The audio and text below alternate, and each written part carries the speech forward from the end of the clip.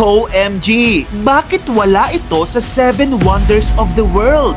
Itong templo na to, hanggang ngayon, pinagdedebatihan pa rin kung paano ito nagawa. Mas mahirap pa nga raw itong ipaliwanag kaysa sa pyramid sa Egypt. Ito ang Kailasa Temple sa Ellora Caves sa Maharashtra, India. Mahigit sa 1,200 years old na ito. Kilala rin ito bilang Cave number 16 at isa itong templong ginawa para kay Lord Shiva. Pero ito ang nakakabaliw. Ang normal na templo kasi para maitayo, kukuha ka ng bato, tatabasin mo, tapos ipapatong mo isa-isa para maging building, di ba? Pero dito, nako baligtad. Ang ginawa nila, pumili sila ng isang bundok. Pagkatapos, inalis nila ang lahat ng batong hindi nila kailangan. Hanggang ang natira, isang buong templo. Para kang may napakalaking bloke ng bato, tapos ang utos ng foreman sa'yo, o ito, gawin mong cathedral tapos hindi ka pwedeng magdagdag ng kahit isang piraso. Kung pwede mo lang gawin, magbawas. In short, para silang nag-sculpt ng isang masterpiece sa malaking bundok.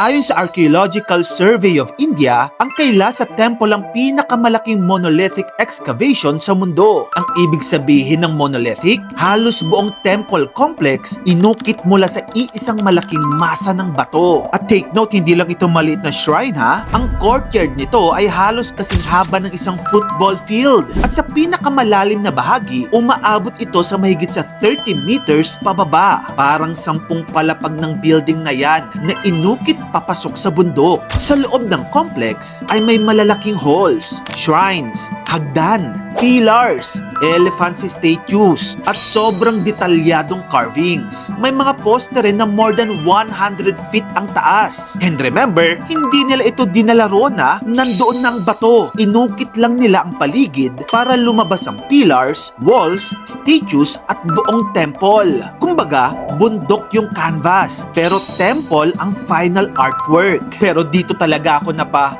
paano nila nagawa yun? Kasi hindi sila nagsimula sa ilalim Hindi foundation muna o poste. Sa ibabaw sila ng bundok nagsimula. Pababa nilang inukit ang buong templo. Bubungan muna, then walls, then yung sahig. Ibig sabihin bago pa sila gumawa ng unang malaking hiwa, kailangan alam na nila kung saan eksaktong mapupunta ang bubong, pinto, poste, hagdan, statues at buong layout ng temple. Kapag napasobra ng ukit sa isang pilar, hindi ka pwedeng kumuha ng panibagong bato at idikit. At kapag nag-crack ang isang mahalagang section, game over na. Kaya hindi lang lakas ang kailangan mo dito. Kailangan ng matinding planning, mathematics, coordination at artistic skill. Kung iisipin mo nga, ang Kailasa Temple ay tinayo noong ika-8 siglo pa. Wala pa silang heavy equipment gaya ng excavator o hydraulic rock splitter. Wala din silang 3D CAD software para mag-render ng plano. Purong kamay, pait, martilyo lang ang gamit nila. Nagawa nilang mag-ukit ng isang perpekto at dambuhalang templo mula sa itaas ng bundok pababa nang walang room para sa kahit na isang pagkakamali. Pero mas lalo pang nakakabilib dahil gawa ang Kailasa Temple sa basalt. Ang basalt ay tumigas na lava na galing sa bulkan. Napakatigas nito, kasing tigas ng granite. Hindi ito katulad ng malambot na bato na madali mong maukit gamit ang simpleng tools. Kailangan ng napakalakas na puwersa, pero kailangan din sobrang precise. Kasi hindi lang naman malalaking bahagi ang inukit nila May maliliit na detalye rin sa mukha, damit, hayop, patterns, at religious scenes. So imaginein mo, matigas na bato na parang granite pero ginawa nilang parang clay. And they did it 1,200 years ago. Grabe, no? Ngayon, dahil nga sa almost impossible feat na yan, dito pumapasok ang mga viral conspiracy theories. May nagsasabing gumamit daw sila ng ancient laser technology. May nagsasabing may advanced civilization dati na mas magaling pa kesa sa atin.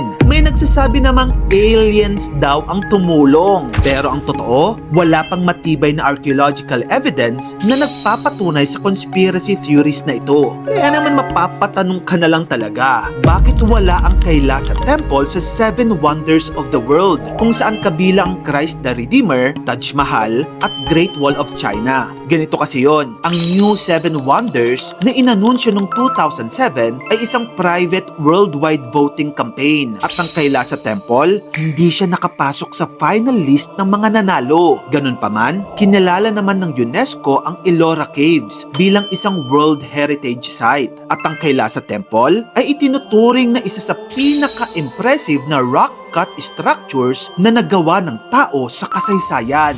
Kung gusto mo pa ng mga ito pang insightful contents, dito lang yan sa channel ko kaya follow ka na. Maraming salamat sa panonood mga kamagkano.